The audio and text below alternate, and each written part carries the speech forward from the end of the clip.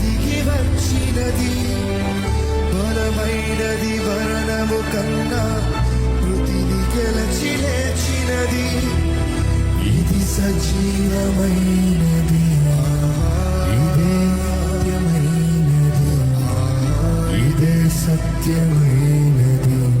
క్రీస్తు యేసు ప్రేమ ఇది. ఇది సజీవమైనది, ఇదే సత్యమైనది,